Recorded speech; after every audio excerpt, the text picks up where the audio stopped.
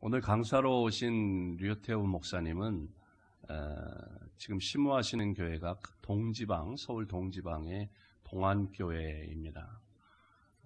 그 교회 이름이 전에는 길동교회였고 그전에는 영생교회였습니다.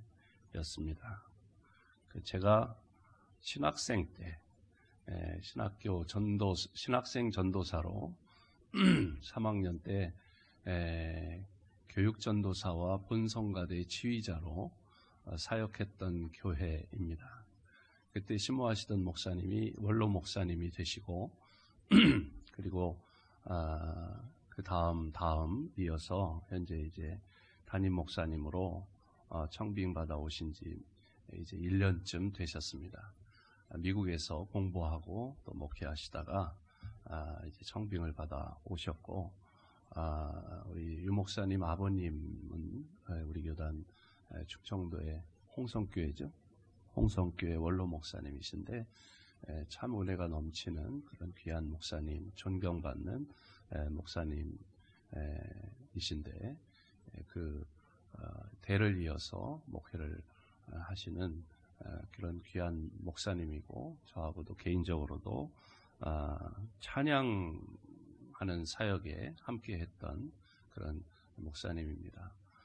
오늘 우리 오여전도의 헌신 예배에 하나님께서 우리 귀한 목사님 보내주셨는데, 우리 오여전도회와 우리 신일교회 모든 성도들에게 꼭 필요한 말씀 하나님께서 전해주실 줄로 믿습니다. 목사님 환영합니다. 또 은혜로운 말씀 기대합니다. 그런 마음으로 우리 박수로 환영하도록 하겠습니다.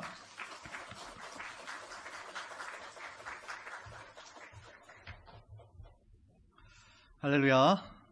예, 반갑습니다. 저는 방금 소개받은 대로 류태우 목사이고요.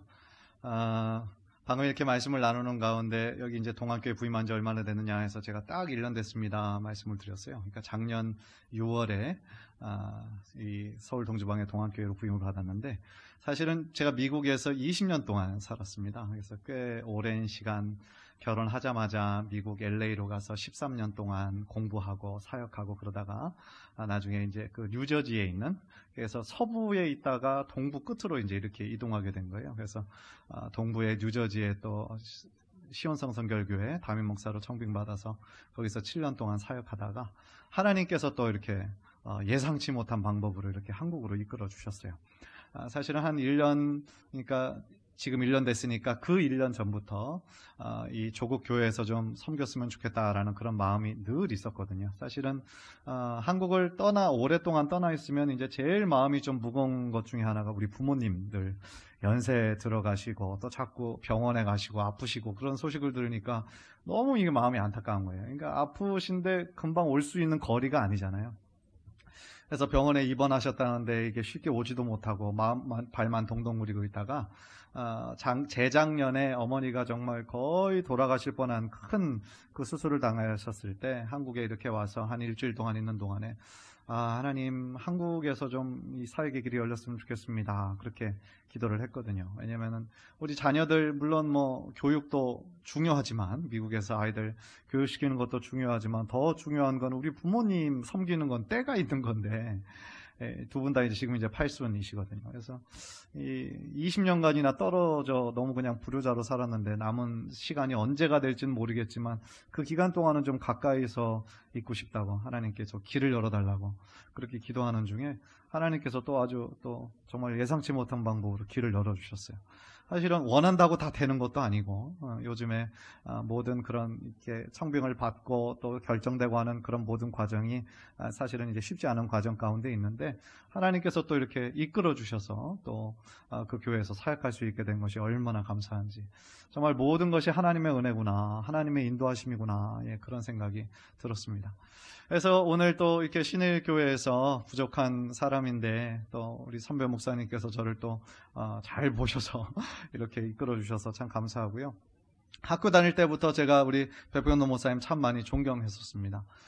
신학교 다닐 때 같이 공부하던 그런 시대가 아니고요.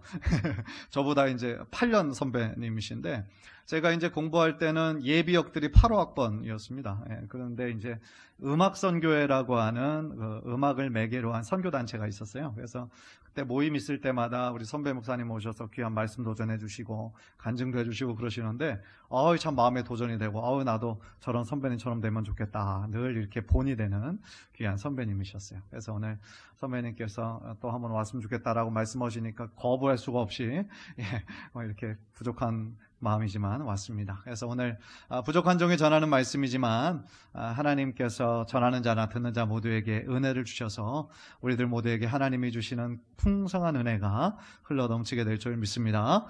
보통 오후 예배까지 나오시는 분들은 그 교회 정말 일꾼들만 나오시는 거 제가 잘 알아요. 보통은 이제 주일 일부 예배 드리면 오늘 주일 끝이구나, 잘 지켰구나 생각하고 점심 드시고 가시잖아요. 그런데 오후 예배까지 계시는 분들은 중직자뿐만 아니라 마음으로 하나님을 사모하는 분들만 이 시간 이 자리에 있으신 거거든요. 그래서 하나님의 은혜를 사모하는 만큼 하나님 은혜를 주시더라고요. 그죠? 우리들의 마음이 활짝 열고 준비된 마음으로 우리가 하나님 앞에 나아갈 때 크신 은혜가 있게 될 줄 믿습니다. 전심전력이라는 제목으로 말씀 전하겠습니다. 미국의 달라스 신학교에 하워드 핸드릭스라는 아주 유명한 교수가 있습니다. 그런데 그 교수가 그의 책에서 이런 이야기를 하나 하더라고요. 자신의 자녀들이 이렇게 어릴 때 성장하면서 벽에 키를 이렇게 하나하나 이렇게 체크해놨다라고 합니다. 그래서 6개월이 지나서 얼마나 컸는지 이렇게 보고 요 아이들 성장기에 있을 때는 쑥쑥 크잖아요. 저도 사실은 우리 집 아이들 이렇게 3명을 다 이렇게 연필로 이렇게 하면서 아이들이 이렇게 성장하는구나 보면서 참 하나님께 감사했을 때가 있는데, 그런데 이제 어느 날 그 딸 아이가 그 아버지 목사님에게 이렇게 질문하더라는 거예요. 왜 우리는 점점 이렇게 크는데 부모님들은 왜 더 이상 키가 크지 않냐고 그렇게 물으시더라는 거예요. 어떻게 보면 좀 그냥 당연히 성장기가 멈추면 안 크는 거야 라고 말할 수는 있겠지만 한편으로는 큰 자극이 됐다라는 거예요. 그래서 이제 그 딸아이에게 뭐라고 얘기했냐면 이제 어른이 되면 위로는 안 자라고 배가 앞으로 자라. 그렇게 이제 얘기를 하려고 그랬는데 안 했다고 그러더라고요. 사실은 그렇잖아요. 그죠? 이제 20세가 넘어가면은 위로는 안 올라가는데 앞으로 자꾸 나오려고 그래요. 그런데요, 이 이야기, 그 질문을 딸아이로부터 왜 더 이상 성장하지 않아요? 그 질문을 들었을 때 그 하워드 핸드릭스 교수님이 마치 그런 하나님의 음성으로 들렸다라는 거예요. 핸드릭스, 지금 너는 성장하고 있니? 너는 지금 잘하고 있니? 아니면 나이만 들어가고 있니? 이런 음성으로 들렸다라는 거예요. 좀 충격적인 이야기죠. 지금 우리 이 자리에 앉아 계신 우리 성도님들에게 하나님께서 너는 지금 성장하고 있니? 너는 지금 믿음이 자라고 있니? 라고 물어보신다면 여러분들은 뭐라고 대답하시겠어요? 저에게도 한번 적용해 봤어요. 태호야, 너는 지금 네 믿음이 성장하고 있니? 물론 하나님을 알아가고 하나님을 더욱더 사랑하게 되는 것은 정말 사실이죠. 그래서 목회를 하면서 최선을 다해서 목양의 대상인 사람에 대한 이해도 많아질 뿐만 아니라 우리 하나님이 어떤 분이신지, 얼마나 거룩하시고 얼마나 신실하시고 얼마나 영원하시고 소망이 넘치시는 분이시고 하나님에 대해서 알아가고 있는 것은 확실한 것 같아요. 그런데 정말 나의 신앙이 예수님께서 원하시는 그 믿음의 분량만큼 내가 지금 성장하고 있는가 생각할 때에 모르겠는 거죠. 하나님께서 뭐라고 질문하시는 거냐면 너 지금 교회 몇 년 다녔어? 그걸 물어보시는 게 아니에요. 너 20년 다녔어? 30년 다녔어? 40년 다녔어? 그걸 물어보시는 게 아니에요. 너희 지금 교회 직분이 뭐야? 장로야? 권사야? 안수집사야? 집사야? 그걸 물어보시는 게 아니에요. 하나님이 정말로 우리에게 물어보시고 싶은 것은 정말 너의 믿음이 그만큼 성장하고 있니? 신앙생활을 하면서 그 자리에 정체되어 있는 것이 아니라 참 생명 되신 예수 그리스도를 우리들의 마음에 모시고 사는데, 길이요 진리요 생명 되신다고 그랬는데 참 생명이 우리 안에 있는데 나의 믿음이 정체하지 않고 자라고 있느냐는 질문인 것이죠. 그래서 오늘 말씀의 제목을 전심전력이라고 정했어요. 우리들의 신앙생활에 전심전력해야 하는 부분이 반드시 있다라는 것이죠. 따라서 오늘 또 오여전도회 헌신예배로 우리가 드리는데, 오늘 드리는 말씀은 오여전도회 그 뿐만 아니라 우리 모든 성도들에게 도전하는 말씀이라는 생각이 들어요. 그래서 오늘 말씀을 통하여서 우리가 우리 신앙생활 가운데 어떤 목적과 어떤 태도를 가지고 전심전력해야 하는지 말씀을 통해 크신 은혜, 깨달음 있기를 주님의 이름으로 간절히 축원합니다. 우리 첫 번째로는요, 디모데에게 이 바울이 뭐라고 얘기하냐면 모든 일에 본이 되라는 거예요. 한번 따라해봅시다. 모든 일에 본이 되라. 12절을 보니까 누구든지 내 연소함을 업신여기지 못하게 하고 오직 말과 행실과 사랑과 믿음과 정절에 있어서 믿는 자에게 본이 되어 라고 얘기를 해요. 두 가지 명령이 이 12절 안에 나옵니다. 하나로 연결된 문장인데 첫 번째는 누구든지 내 연소함을 업신여기지 못하게 하라 그랬어요. 그러니까 이 얘기를 통하여서 디모데가 다른 성도들에 비해서 조금 연소했구나 라는 것을 우리가 알 수 있죠. 성경을 통해 주석을 통해 보면 약 37세 정도 되지 않았을까 그렇게 예상을 하더라고요. 그런데 37세라고 우리가 감안을 한다면 당시 교회의 일종의 담임 목사와 같은 역할을 하고 있었던 것인데 여러 장로님들과 또한 직분자들을 섬기는 데 있어서 일단 경험들이 많이 없으니까 그런 실수할 가능성이 있겠다라는 것을 또한 하나 깨닫게 되는 거죠. 따라서 디모데가 그 교회를 섬기고 하나님의 말씀을 가르치는 데 있어서 어떤 연소함 때문에 어떤 경험 없음 때문에 그런 무시당하는 일이 없도록 네가 정말 전심전력하여 지켜야 되는 것이 있다. 그 말씀을 하고 있는 거예요. 그런데 그 뒷부분에서 얘기하는 것이 뭐냐면 바로 5가지를 얘기하는 거죠. 말과 행실과 사랑과 믿음과 정절. 물론 문자적으로 이 5가지만 중요하다라는 뜻은 아니에요. 그 사람의 모든 영역, 전인격적으로 다른 성도들에게 본이 되는 사역자의 삶을 보여야 된다. 그런 얘기인 것이죠. 그렇다면 한번 말과 행실을 한번 생각해 보죠. 말과 행실에 다른 사람들에게 본이 되어야 된다라는 거예요. 사실 우리가 이렇게 인생 살면서 가장 많은 실수를 하는 그런 부분이 어디냐? 그러면 말이에요. 그죠? 말. 우리가 하루에도 수없이 많은 말들 하고 이렇게 대화하면서 살잖아요. 그런데 앞에서 이 말을 하다 보면 그리고 또 말을 하는 직업을 가진 사람은 말로 실수하게 되는 경우가 참 많아요. 어떤 경우는 내가 의도하지 않았던 말인데 그것을 또 다른 사람들이 잘못 오해해서 상처를 주고받는 경우도 있어요. 그렇죠? 그래서 교회를 이렇게 섬기다 보면 교회가 정말 은혜가 넘치는 곳인데도 또 한편으로는 참 말들이 많은 곳이 또 교회이기도 하구나 이런 생각 많이 해요. 그래서요 말뿐 아니라 이 행실도 거기에 있어서 본이 되어야 된다라고 하는데 사실은 이 말과 행실 우리가 아는 믿음을 우리들의 삶으로 실천하는 거 언제나 같이 가야 되는 것이죠. 그런데 요즘 이 코로나 때문에 더 막 이렇게 안티 기독교들, 그러니까 기독교 교회에 대해서 안 좋게 생각하는 사람들이 더 많아진 것 같아서 너무 속상해요. 사실은 교회 안에 어떤 확진자가 나왔다 그러면 뭐 댓글을 보기가 무섭더라고요. 그 안에 그냥 얼마나 많은 그냥 안 좋은 얘기들을 하는지. 그래서 그거 보면서 야 정말 이 현대는 신앙생활 하기가 더욱더 힘들고 전도하기가 참 힘들구나. 그런 생각들 하게 돼요. 그런데요, 우리가 사실은 우리의 책임들도 전혀 없는 것이 아니에요. 왜냐하면 세상 사람들이 볼 때 어느 누구 교회 다니는 거 알고 신앙생활 하는 거 아는데 우리들의 말과 행실에 있어서 본이 안 되는 거예요. 어떤 경우는. 말은 참 뺀질하게 잘하는데 그 삶을 보면 세상 사람들하고 별반 다를 게 없어요. 어떤 때는 보면 세상 사람들보다 막 더 지독하게 사는 것 같아요. 사실은 그렇게 안 좋은 영향을 미쳤던 것이 뭐 몇몇 큰 대형교회 목사님들 또 어떤 큰 사회적인 안 좋은 사건에 어떤 뭐 믿는 사람들이 이렇게 연루됐을 때 더 그런 일들을 그런 이야기를 하긴 하지만 사실은 우리 믿는 사람들이 평상시의 삶 가운데 우리들의 말과 행동이 일치되지 못하는 삶을 많이 살았다라는 것을 의미하는 것이기도 하죠. 그런 면에서 사실 이 자리에 있는 우리 모두가 회개해야 되는 부분이 바로 그런 부분이기도 한 거예요. 그래서요, 지금 사람들은요, 사실은 우리들 성도들의 말에 반응하는 시대는 아닌 것 같아요. 우리가 전도하는 말, 다 좋은 말들이잖아요. 뭐 예수님 믿어서 천국 가고 영원한 생명을 얻고 풍성한 삶을 얻고 다 좋은 말들이죠. 나쁜 말들 하는 사람이 누가 있어요? 그런데 이제 세상 사람들은 우리들의 말을 보고 교회에 나오지 않아요. 정말로 중요한 건 이제는 너희의 삶을 보여달라 이 얘기인 거예요. 이제 이 뺀지르르한 입바른 말은 그만하고 삶을 좀 보여주세요. 그래서 예수님 믿어서 얼마나 행복한지, 얼마나 감사한 삶을 살고 있는지 그 삶으로 좀 보여주세요. 그렇게 지금 하고 있는 시대가 바로 현대가 아닌가라는 생각이 듭니다. 바울은요, 또한 디모데에게 사랑의 본이 되어야 된다. 말과 행실, 또한 세 번째로 사랑의 본이 되어야 된다라고 얘기를 하는 거예요. 사실 사랑은 아무리 강조해도 지나치지 않는 기독교의 최고의 덕목이라고 할 수 있죠. 왜냐하면 기독교는 사랑의 종교잖아요. 그죠? 예수님의 십자가를 생각할 때마다 예수님의 우리를, 죄인을 향한 사랑을 우리는 생각하게 되잖아요.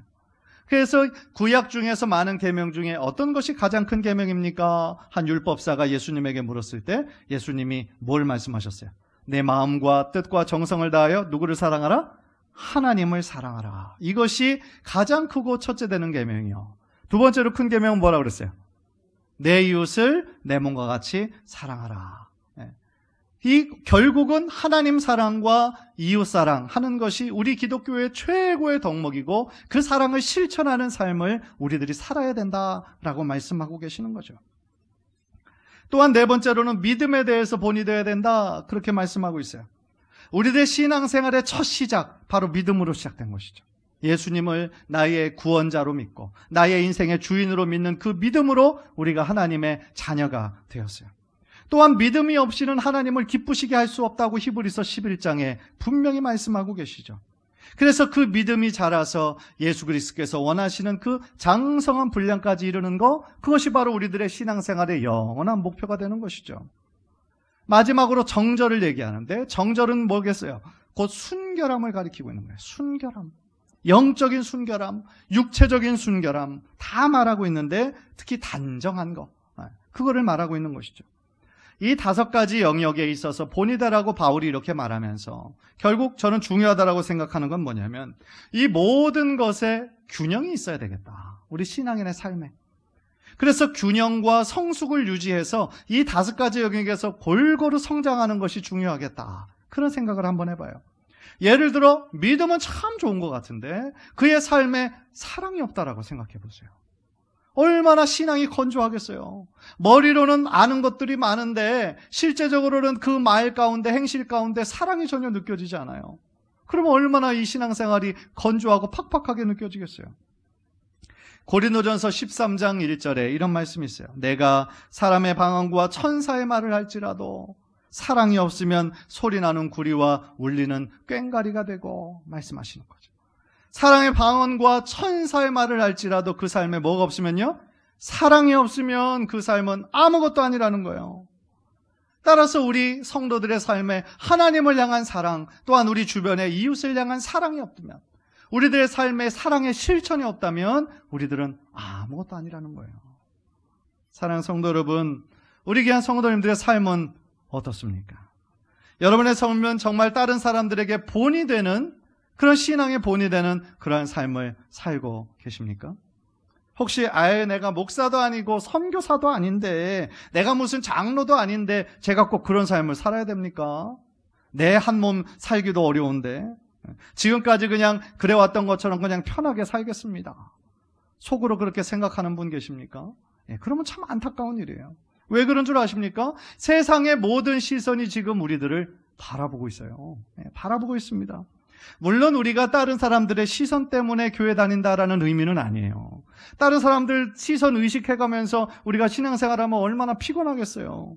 그러나 적어도 우리가 교회를 다니고 신앙생활 한다라는 그런 자부심이 있다면, 교회를 다니지 않는 사람들은 우리들의 삶에서 우리가 하나님을 믿을 때 나타나는 그런 삶의 열매가 우리들의 삶 가운데 나타나야 될 줄 믿습니다. 가령 세상에서 어떤 일들이 일어났을 때, 안 좋은 일들이 일어났을 때, 거기에 막 신앙인들의 연루가 됐을 때 사람들이 막 비판을 많이 하잖아요. 그런데 그 비판을 하고 있는 것을 조금 다르게 생각해 보면, 여전히 세상에서 우리 교회를 향한, 교회 다니는 사람들을 향한 기대가 있구나라는 생각을 하게 되는 거예요. 왜 욕하겠어요? 왜 판단하겠어요? 그러니까 마음속으로 그런 게 있는 거죠. 아니, 신앙생활 하는 사람들이라면, 교회 다니는 사람들이라면 우리랑은 좀 달라야 되지 않겠냐? 그런 생각이 그들 마음 가운데 있다라는 것이죠. 그러니까 사실 사회가 기독교에 대한 비판이 거세지면 거세질수록 사실은 우리 예수 믿는 사람들이 저들이 생각하는 것처럼 우리는 정말 다른 삶을 살아야 하는데 우리가 세상의 빛과 소금의 역할을 잘 감당하지 못하고 있구나. 그런 생각을 스스로 해야 된다라는 것이죠. 그런 면에서 이 자리에는 모든 신일교회 성도님들은요, 교회 다니는 사람들의 대표인 거예요. 그리고 교회를 대표하는 얼굴인 거예요. 한번 따라해 봅시다. 나는 신일교회의 대표이다. 나는 신일교회의 얼굴이다. 네. 그렇지 않습니까? 우리는 사실 어떻게 보면 모든 교회 다니는 사람들의 대표라고 할 수 있는 거예요. 왜냐하면 우리가 말과 행실에서 또 사랑과 믿음과 정절에서 본이 되지 않는다면 세상 사람들은 뭐라고 비판하겠어요? 아유, 교회 다니는 사람이 뭐 저래. 그러니까 우리는 우리가 원하지 않았는데 교회 다니는 사람들의 대표가 될 수 있다니까요. 여러분들 시들교회 오래 다니시는 거 다 사람들이 아는데 여러분들의 말에 있어서 행실에 있어서 본이 되지 못하는 말, 본이 되지 못하는 행동을 한다라고 생각해 보세요. 그러면 다른 이 주변의 사람들에게 아유, 신일교회 다니는 걸로 내가 알았는데 별거 아니네, 이렇게 생각할 거 아니에요. 그렇죠? 더 나아가 우리는 신일교회 대표, 크리스찬의 대표일 뿐만 아니라 더 나아가 하나님의 대사라고 하나님께서 말씀해 주시는 거예요. 한번 따라해 봅시다. 나는 하나님의 대사이다. 예. 하나님께서 우리를 보내주신, 크리스찬의 대표로 우리를 세워주신 하나님의 대사라는 거예요. 고린도후서 5장 20절 보니까 그러므로 우리가 그리스도를 대신하여 사신이 되었다라고 얘기를 해요. 하나님의 사신이 되었다는 거예요. 예수 그리스도를 대표해서. 즉 우리들 모든 그리스도인들은 하나님이 보내신 특사라는 거예요. 특사. 여러분들 특사 어떤 역할 하시는 줄 아시죠? 지금도 어떤 대북관계나 대미관계나 대중관계에 있어서 어떤 나라와 나라 간에 어려움이 생기면, 갈등이 생기면 뭘 보내요? 누구를 보내요? 특사를 보내요. 그런데 그 특사를 보내면 그 나라에서 굉장히 극진하게 대우해 줍니다. 왜냐하면 마치 대통령이 온 것과 같은, 왜냐하면 대통령의 메시지를 들고 가는 거거든요. 그래서 그 특사를 굉장히 극진하게 극빈으로 모셔요. 마찬가지입니다. 우리들 모두가 지금 하나님의 대사, 하나님 나라의 확장을 위해서 우리를 대사로 삼으셨다라고 한다면 우리들의 삶과 우리들의 믿음을 통하여 하나님의 뜻이 잘 드러나는 삶을 살아야 될 줄 믿습니다. 사랑하는 성도 여러분, 여러분의 언어 생활은 어떻습니까? 여러분의 언어는 깨끗하고 남들에게 덕이 되십니까? 아니면 교회 안에서는 그냥 참고 있었는데 교회만 밖으로 나가면 그냥 참고 있던 것이 확 나오지는 않습니까? 예. 여러분의 행실은 어떻습니까? 다른 사람들에게 정말 본이 되십니까? 아니면 한번 욱하는 성격이 폭발해서 다른 주변의 사람들에게 상처를 주고 있지는 않습니까? 과연 여러분들의 삶을 보면 예수님이 생각나는 그런 삶을 여러분들은 살고 계십니까? 어떤 분들은 참 말은 안 해도 그분을 보기만 해도 은혜가 되는 분들이 있잖아요. 그죠? 권사님, 우리 장로님들 이렇게 얼굴을 뵈면 그 얼굴의 표정에서 마치 막 천사의 얼굴을 보는 것 같은 그런 인자함이 이렇게 묻어나시는 분들이 있어요. 그죠? 그런 분들은 그게 갑작스럽게 나오는 것이 아니라 하나님과 함께 동행하는 세월들이 길면 길어질수록 하나님을 닮아가는 거죠. 그래서 여러분들 세상에서 만약에 그런 경우를 많이 당해봤으면 좋겠는데, 만약에 그냥 세상에서 이렇게 어떤 일을 하면서 누구를 만났는데 그 사람이 혹시 교회 다니세요? 네. 그런 말들 좀 많이 들으셨으면 좋겠어요. 그게 무슨 얘기예요? 우리가 정말 교회를 다니는 사람, 하나님 믿는 사람은 뭐가 달라도 다른 삶과 태도를 보여야 된다라는 그런 말 아니겠습니까? 그런 면에서 저는 정말 이 자리에 계신 한 분 한 분이 정말 예수님의 진정한 제자가 될 뿐만 아니라 예수님의 향기가 드러나는 그런 축복의 통로로서의 삶을 살아가시기를 주님의 이름으로 간절히 축원합니다. 그래서 바울이 디모데에게 권면했던 것처럼 말과 행실과 사랑과 믿음과 정절에 있어서 모든 면에서 정말 본이 되는, 다른 사람들에게 야, 교회를 다니는 사람은 뭐가 달라도 다르구나 라고 하는 어떤 그런 열매를 다른 사람들에게 보여줄 수 있는 귀한 하나님의 대사, 또한 신일교회 모든 귀한 성도님들 되시기를 주님의 이름으로 간절히 축원합니다. 두 번째로 바울은 디모데에게 뭐라고 얘기하냐면 믿음의 진보를 보이라는 거예요. 믿음의 진보를 보여라. 15절에 이 모든 일에 전심 전력하여 너희 성숙함을 모든 사람에게 나타나게 하라. 그렇게 말씀하고 있습니다. 즉 바울은요, 디모데에게 네가 정말 전심전력해서 최선을 다해서 다른 사람들이 너의 진보를 볼 수 있도록, 어떤 진보? 우리들의 믿음의 성숙함이 보여질 수 있도록 노력하라는 거예요. 마지막 순간까지 전심전력하라는 것은 뭐예요? 조금 더 남기지 말라는 거예요. 우리들에게 있는 힘과 에너지와 그 모든 것들을 조금도 남기지 말고 전력으로 질주하라는 거예요. 이 전심전력을 신명기 6장 5절에서 이렇게 말씀하셨어요. 너는 마음을 다하고 뜻을 다하고 힘을 다하여 내 하나님 여호와를 사랑하라. 뭐예요? 마음, 뜻, 힘, 뭐 다 다른 걸 의미하는 것이 아니에요. 다 전심전력해서 전인격적으로 하나님을 사랑해라. 사실은 하나님께서 자신의 사랑하는 아들 독생자 예수 그리스도를 바로 나 자신을 위해서 보내주셨잖아요. 그죠? 다른 사람들의 죄 때문이 아니에요. 바로 나의 죄 때문이에요. 나의 죄 때문에 자신의 사랑하는 아들 독생자 예수의 생명을 주셨는데, 우리는 하나님께 드리고 헌신하는 데 있어서 얼마나 인색할 때가 많은지 몰라요. 계산하고 생각하고, 하나님은 모든 것을 주셨는데, 그렇죠? 우리는 하나님께 모든 것이 아니라 그냥 인색한 마음으로 드릴 때가 얼마나 많은지 몰라요. 그렇다면 디모데가 전심전력해야 할 부분이 무엇이었을까? 15절에서 바울이 이 모든 일에 전심전력해라 그랬단 말이에요.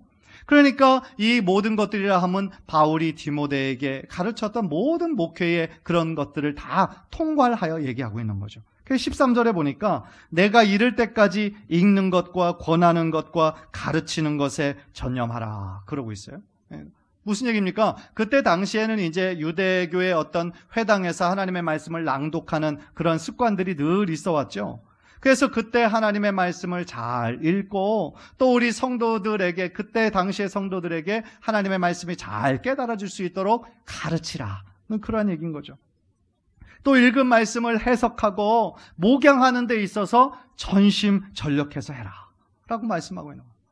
사실은 오늘날의 교회 사역도 저는 마찬가지라는 생각이 듭니다.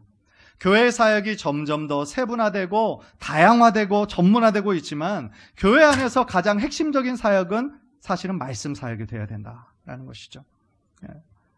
그러니까 성경 말씀을 가르치고 또 우리 성도들이 그 말씀, 가르치신 말씀을 잘 먹고 성장할 수 있도록, 왜냐하면 그 말씀으로 인해서 우리가 영적인 양식이 돼서 우리의 믿음이 성장할 수 있는 거잖아요. 그렇죠? 또 하나 디모데가 전심전력해야 하는 부분이 바로 자신이 받은 은사였어요. 은사. 14절을 보니까 내 속에 있는 은사, 곧 장로의 회에서 안수받을 때에 예언을 통하여 받은 것을 가볍게 여기지 말며 그랬어요. 그러니까 지금 디모데에게는 말씀을 가르치는 은사뿐만 아니라 예언의 은사도 있었다라는 것을 가르쳐주고 있죠.